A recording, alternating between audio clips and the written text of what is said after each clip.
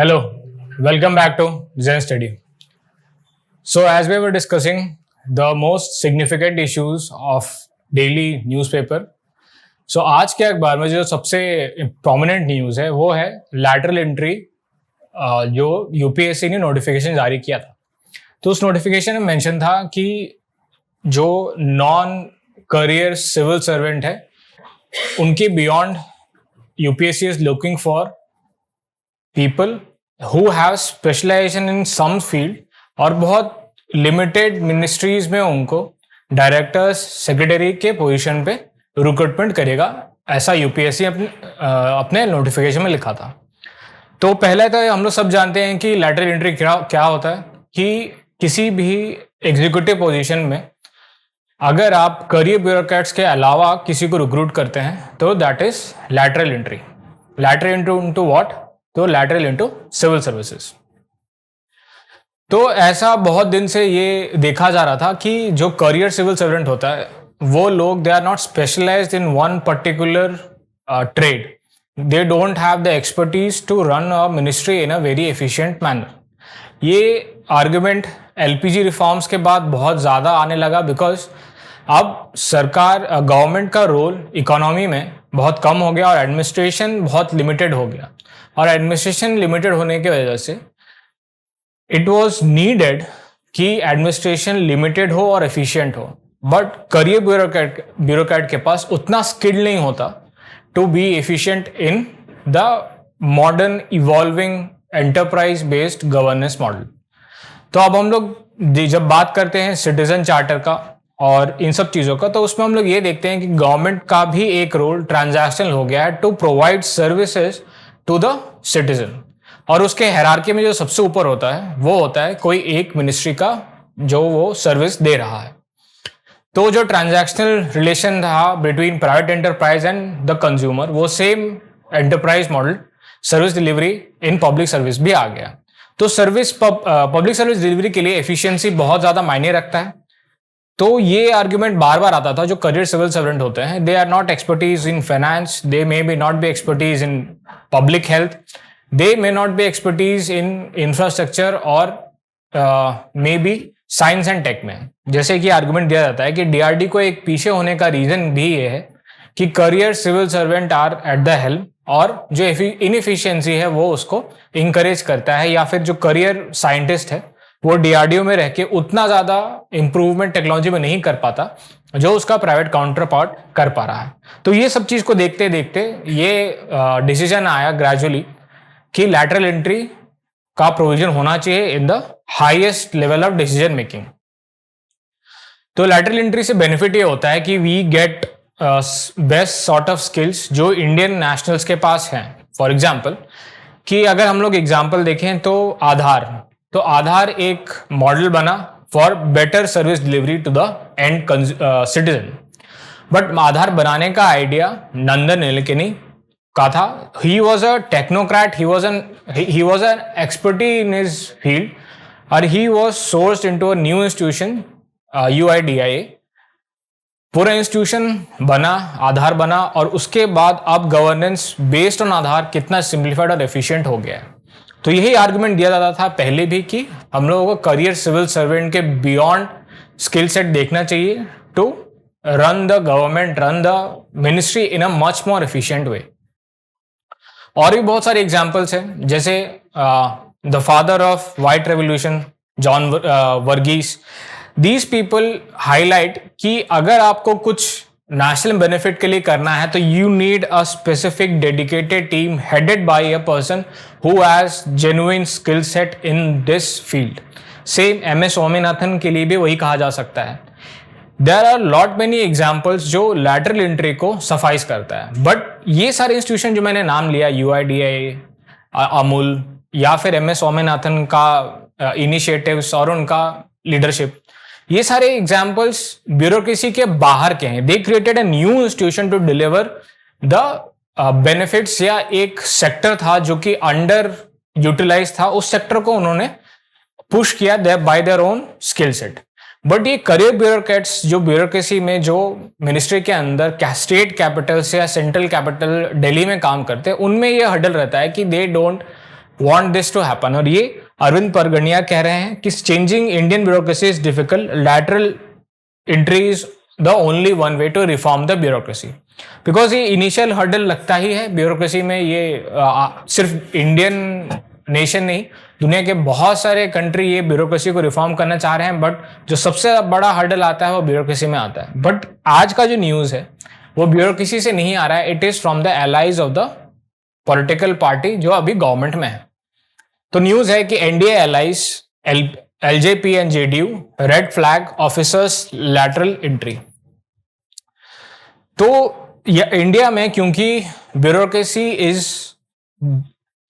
Bureaucracy पे कभी कभी कास्ट रिजर्वेशन पे भी बात होती है, तो ये जो पॉलिटिकल पार्टीज हैं वो लैटरल एंट्री को डिस्क्रिमिनेटरी देखती है, बिकॉज इसमें वो सारे लोग जो कि रिजर्वेशन से आ सकते थे वो नहीं आ पाएंगे.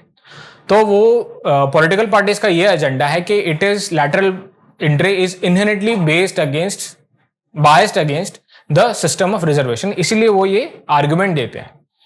और एनडीए का एक एलाई है टीडीपी, दे एक्सेप्टेड कि ये लैटरल एंट्री वाला स्कीम या लैटरल वाला provision it is beneficial because it will generate a better skill. Because the political head of TDP Chandrababu Naidu is a technocrat himself and he made his way into the politics. So he knows कि specific skill set के होने से कितना efficiency आता है administration में, और जल्दी से और ज़्यादा एफिशिएंटली बेनिफिट्स डिलीवर होते हैं and the services get improved. और जो नेशनल एजेंडा है टू हैव हायर ग्रोथ और एफिशिएंट गवर्नमेंट वो भी डिलीवर होता है. अब एआरसी जो एडमिनिस्ट्रेटिव रिफॉर्म कमीशन था, दे ऑल्सो रिकमेंडेड कि the lateral entry should be made because the career civil servant lacks the skill to set of knowledge. जो set of skill है career bureaucracy में वो available नहीं होता है. तो we should have a scheme for or a policy for lateral entry. और हम लोग जब lateral entry की बात करते हैं तो बहुत कॉमन एग्जाम्पल आता है अमेरिका का. इंडिया में ब्यूरोक्रेसी को रिफॉर्म करने के लिए बहुत लिमिटेड स्कोप है, और जैसे अरविंद पंगड़िया ने कहा कि रिफॉर्म चांसेस क्यों है, बिकॉज लैटरल एंट्री ही एक ऑप्शन दिखता है. But when it comes to America में the president can appoint the secretary depending on his wish, because वहां पे स्ट्रिक्ट सेपरेशन है और करियर ब्यूरोक्रेसी वहां भी है, बट उतना ज्यादा उनका पैठ नहीं है. The president has to nominate a person, और वो स्कीम इस तरह रखता है कि जो एफिशिएंसी जो प्रेसिडेंट चाहते हैं टू डिलीवर हिज एजेंडा वो डिलीवर हो जाता है ऑन द ग्राउंड.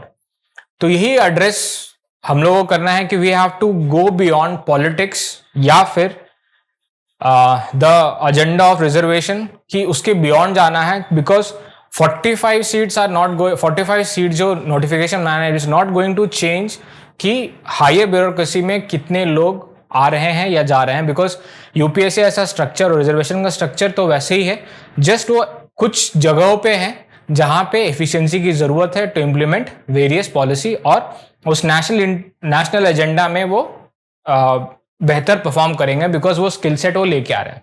जैसे कि नोटिफिकेशन में सेमीकंडक्टर्स के लिए एक स्पेशलिस्ट को लाना था, बिकॉज वी डोंट नो कि किसी करियर ब्यूरोक्रेट के पास सेमीकंडक्टर इंडस्ट्री का पूरा नॉलेज हो या नो हाउ.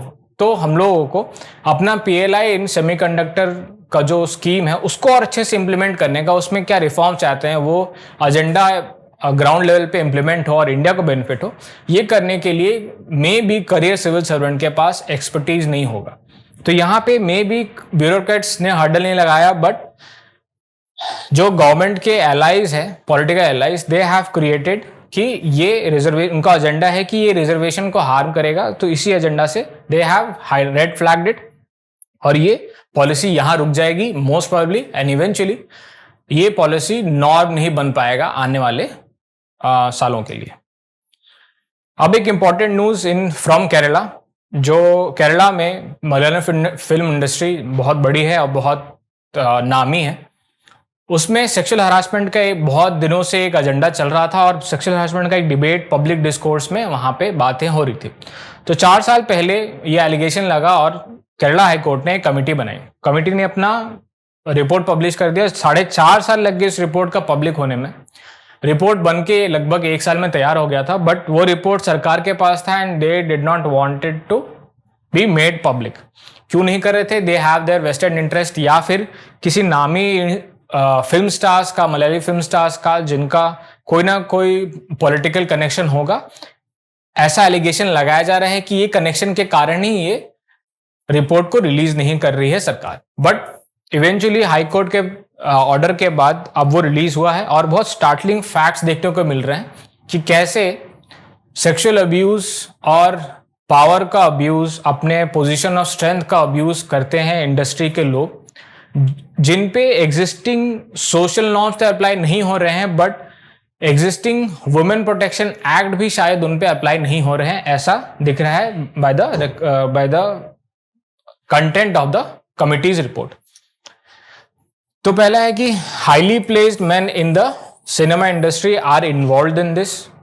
ये सबसे हाईएस्ट वो है जिसको मे बी इंडिया के बहुत सारे सिटीजन हीरो मानते होंगे। They may be involve in this act या इन दिस सिंडिकेट। और इतना ग्रीवियस इंस्टेंसेस होता है कि instances could not be narrated to the even to the family members, because जो विक्टिम है दे फील कि if this news get out और ये बात पब्लिक में चली जाएगी तो they won't be able to find a job और उनका पोजीशन हैम्पर हो पाएगा, हार्म हो पाएगा लॉन्ग रन के लिए। तो वो इतना विक्टिमाइज्ड हैं कि they are not they could not even muster the courage to narrate their happenings to the family members in the family itself. Banning, black listing बहुत कॉमन है if you raise your voice Malayalam film industry में, ऐसा report का कहना है।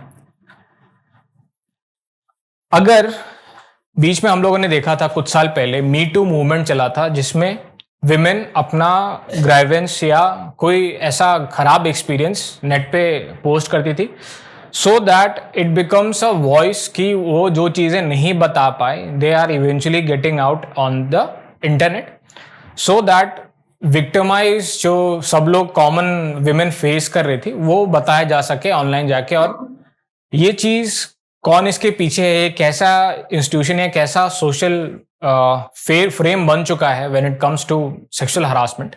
तो इस चीज़ के लिए मी टू मूवमेंट चला था और इवेंचुअली बहुत लोगों ने, बहुत महिलाओं ने इस पे अपना पोस्ट किया था, अपने हैपनिंग्स, मिस हैपनिंग्स जो उनके साथ हुआ था। बट मलयालम फिल्म इंडस्ट्री में कमिटी का रिपोर्ट ये कहता है कि if any victim goes over to the internet and post her story she faces online abuse from the fans. That means the film stars are treated demigods and anything against them could not be heard or could not be accepted by their followers.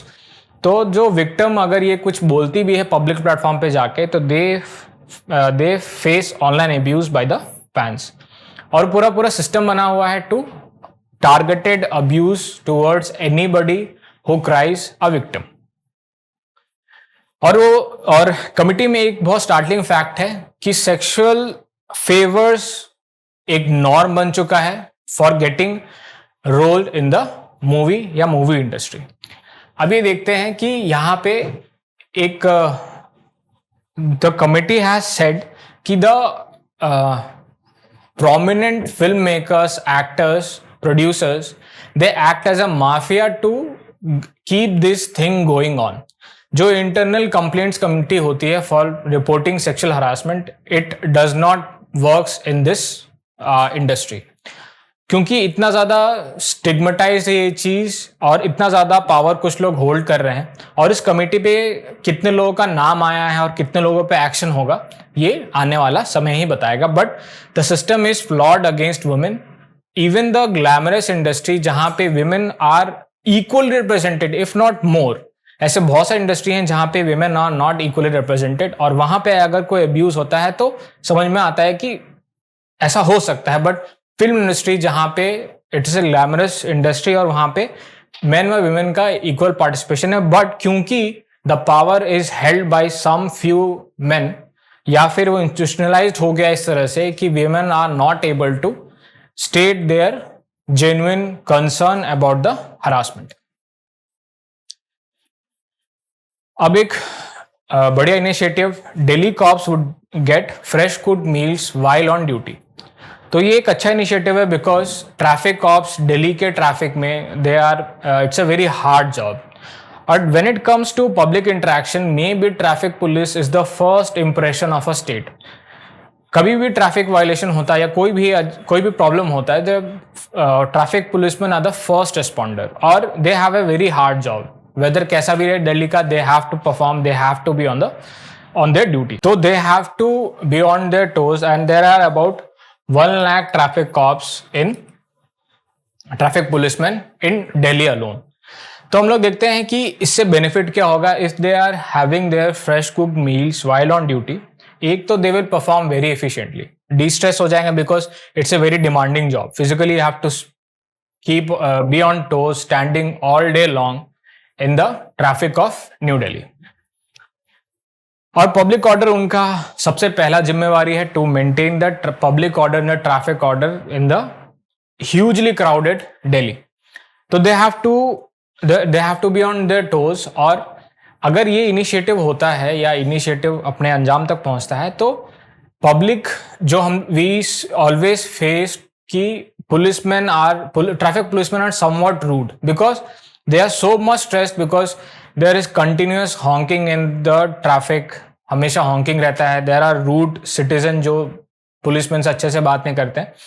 और अगर हम लोग work force में efficiency लाएं, उनका quality of work efficient बनाएं, work environment और better हो, तो they could deal the public in a much better manner और इससे पब्लिक सर्विस डिलीवरी में बहुत एफिशिएंसी आएगा। और हम लोग देखेंगे कि एक जो improved efficiency, lower risk, because if the traffic cop is stressed about something or maybe he had not had his last meal, तो he might get rude और एक पब्लिक परसेप्शन हो जाता है पुलिस के अगेंस्ट, वो नेगेटिव नहीं होगा अगर he is well fed, he is well fed and well rested।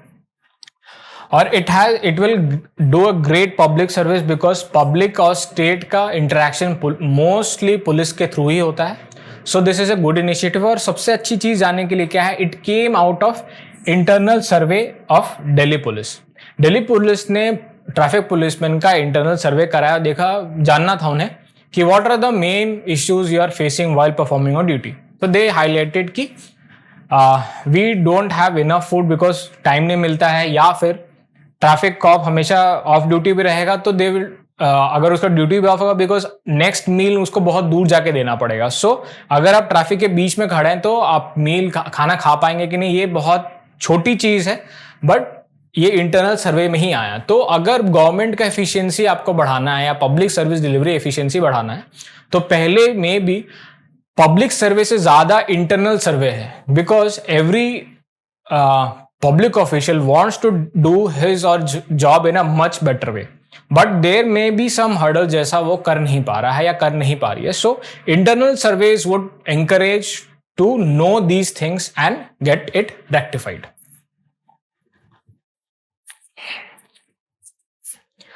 अब एक हेल्थ रिलेटेड एक बहुत important issue, may be India का सबसे प्रोमिनेंट इशू अभी जो हेल्थ क्राइसिस है उसके लिए ये सबसे इंपॉर्टेंट इशू है।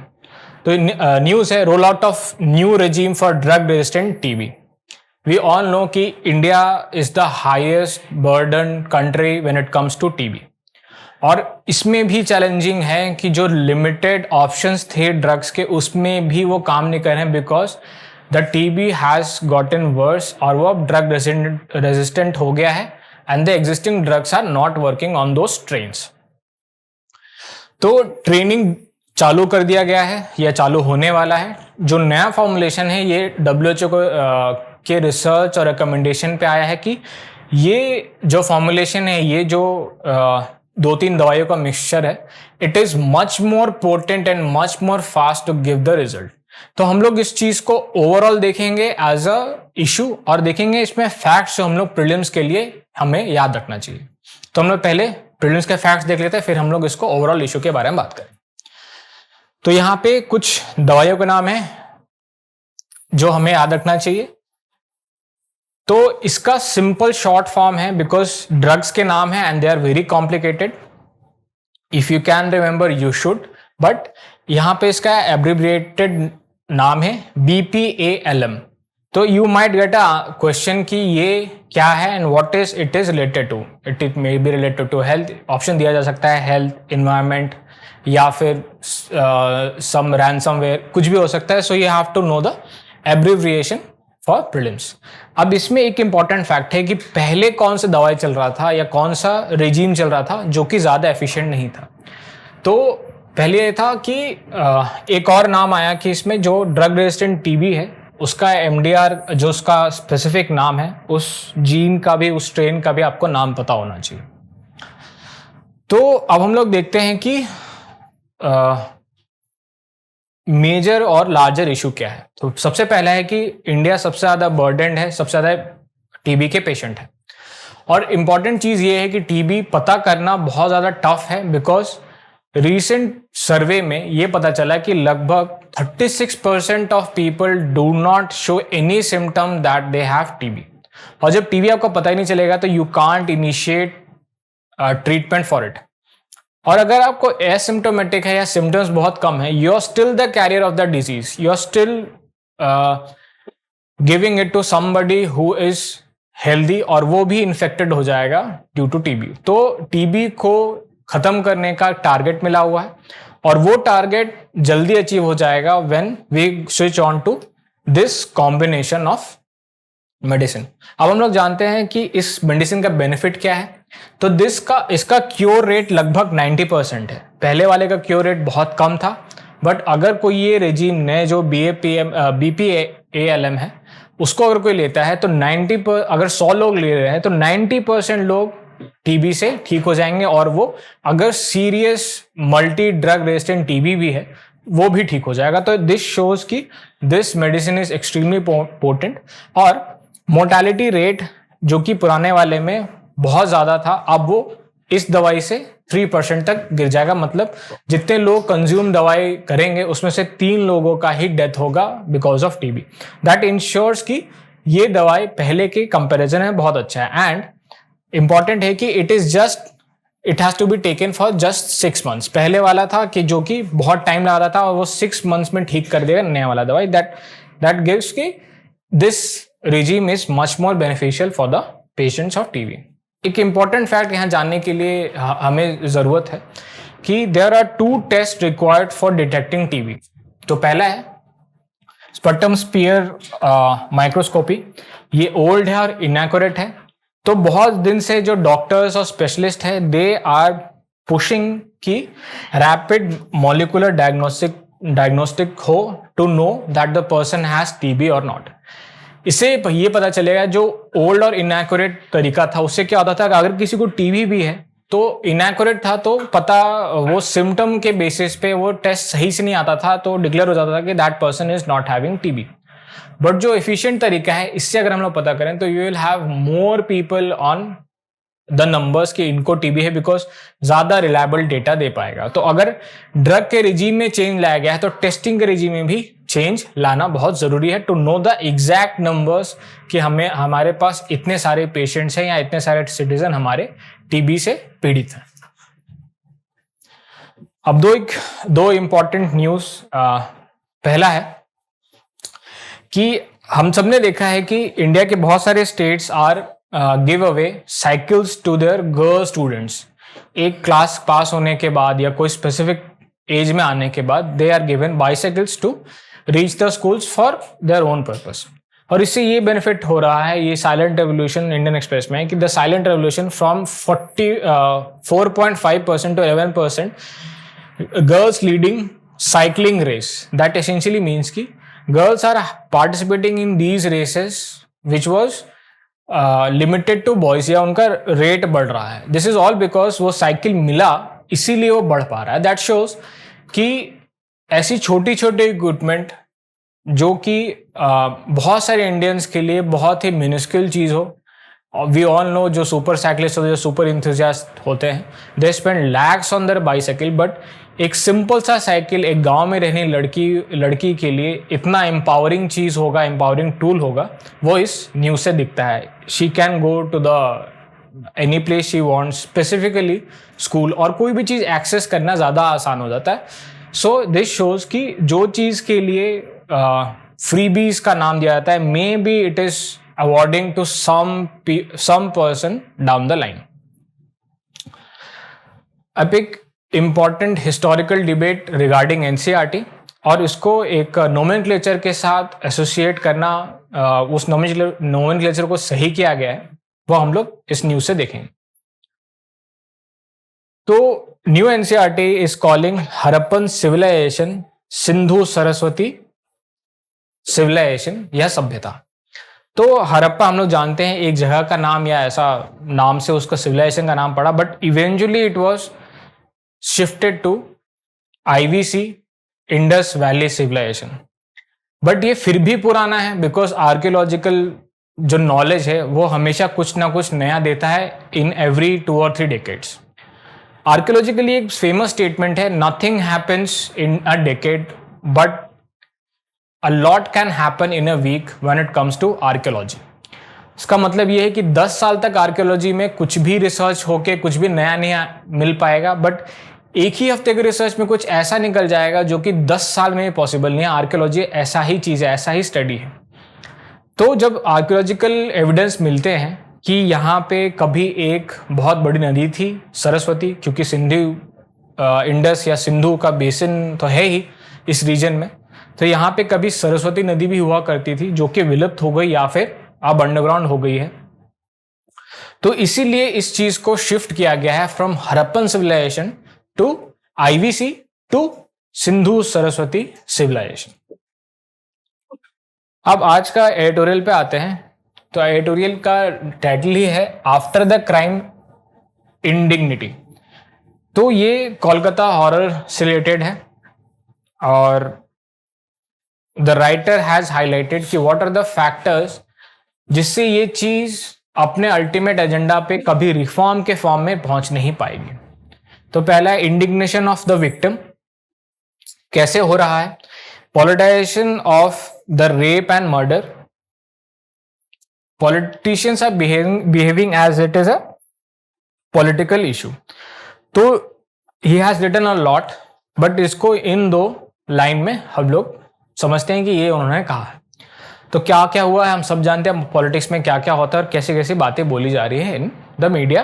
But when it comes to reform, कि पॉलिटिशियंस को रिफॉर्म के पर्सपेक्टिव से नहीं देख रहे हैं, जो कि देखना चाहिए. It is lot more beyond politics.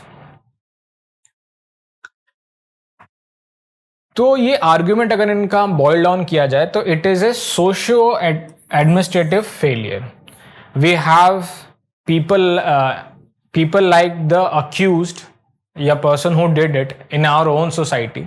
That shows there are some failures जो कि economic social failures है, but social failures हमेशा लिमिट कर दिया जाता है because efficient police और efficient judiciary या efficient judicial system से, justice delivery से वो सोशल इल्स पे एक लगाम लग जाता है. बट अगर सोशल इल्स तो हमेशा ही रहेंगे, इसी के लिए लॉ होता है. अगर लॉ अच्छे से इंप्लीमेंट नहीं होगा तो that shows it was a social failure and it has become an administrative failure. अब इसमें वो लिखते हैं relation between state and society. तो हम लोग सबसे पहले देखेंगे कि इस इश्यू में the public is very very vocal और मीडिया का भी इसमें बहुत ज्यादा रोल है. तो ही गोज ऑन टू से कि जो वोकलाइजेशन ऑफ पब्लिक है ये तो मीडिया से है, मीडिया के ग्लेयर से है.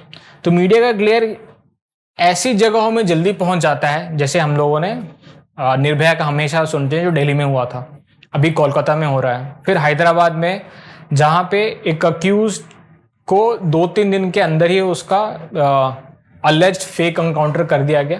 तो ये सब न्यूज़ इतना पॉपुलर इसलिए हो जाते हैं because these are cosmopolitan metropolitan city. But ऐसे जगह जहां पे मीडिया बहुत इजीली नहीं पहुंच पाता है, वहां पे पब्लिक आउटरीच उतना ज्यादा नहीं होता है. जैसे कि एग्जाम्पल के तौर पे उन्नाव में, एग्जाम्पल के लिए हाथरस, दुमका, उन्नाव. अब दुमका यहाँ पे इंपॉर्टेंट इसलिए होता है बिकॉज दुमका कुछ महीनों पहले ही इनफेमस हुआ था because a foreign tourist was gang raped in this region. ये बहुत नेशनल एम्बैरेसमेंट जैसा था, एक सोशल एम्बैरेसमेंट था कि how unsafe is India for any foreign tourist या फिर स्पेसिफिकली फॉरेन वुमेन। बट एक चीज एज ए सोसाइटी हम लोग सोचना या देखना भूल गए, मिस कर दिए। दुमका में ये गैंगरेप हुआ और जो 4-5 लोग इसमें इन्वॉल्व थे वो इसीलिए मीडिया ग्लेयर में आ गए because victim was a foreign woman. और जस्ट इमेजिन वो लोगों का उस सोसाइटी में कितना ऐसा इम्पैक्ट होगा। मे बी कोई और सेक्सुअल अब्यूज का विक्टिम होगा उन्हीं चारों लोगों के हाथों, उन्हीं के रीजन के, उन्हीं के गांव के, बिकॉज ये न्यूज में बात फैल गई इसलिए मे बी वो अरेस्ट हो गई, इसलिए वो बात इतनी बढ़ गई। तो ये हम लोग जब देखते हैं कि there are lot many victims जो कि रिपोर्ट नहीं होता है, ये न्यूज हमें यही दिखाता है कि अगर victim is having a media glare then justice तो नहीं मिलेगा बट वो आउटरीच बहुत ज्यादा प्रेजेंट होगा। बट हम लोग ये भूल जाते हैं कि दुमका के जो रेपिस्ट थे they might have did the same thing to a some other girl, some other tribal girl और some other weaker girl जो उनको easily वो suppress कर सकते हैं या easily उनको threaten कर सकते हैं। तो that shows कि social failure तो है ही having rapist in our society, but it also shows कि हम लोग administratively बहुत बड़ा failure दिख रहा है इन सब मैटर्स में। अब जो सोशल मोबिलाइजेशन हो रहा है इट शोज कि एक्शन जो स्टेट का एक्शन है, इट शोज कि there is a disconnect between the social leaders या जो प्रोमिनेंट हैं या दिख रहे हैं थ्रू मीडिया और the society's yearning for a change, some administrative change जो कि वो डिमांड कर रहे हैं या वो चाहते हैं कि ऐसा हो। बट सोशल प्रेजेंट सिनेरियो दिख रहा है कि there is a disconnect between the political leaders and the torch bearers of social change. अब पब्लिक आउटरीच पे आते हैं। पब्लिक आउटरीच जो होता है specifically it is mostly directed towards the action of the state. तो कभी भी हम ऐसा कोई केस देखते हैं तो वहां पे यही आर्ग्यूमेंट यही आता है कि police have not failed to protect. This is a reality, police has failed to protect these victims. हम लोग देखते हैं कि ये यहीं तक लिमिट हो जाता है बिकॉज आउटरीच पुलिस और पॉलिटिशियन तक जाके रुक जाता है बिकॉज जनता वहीं तक देख पा रही। But as a civil servant, as an aspirant, we have to understand कि this thing goes beyond these two ideas. Social change एक दिन में तो नहीं आएगा, it has to go on for decades to remove this evil. Like for example untouchability एक social menace था, it was removed.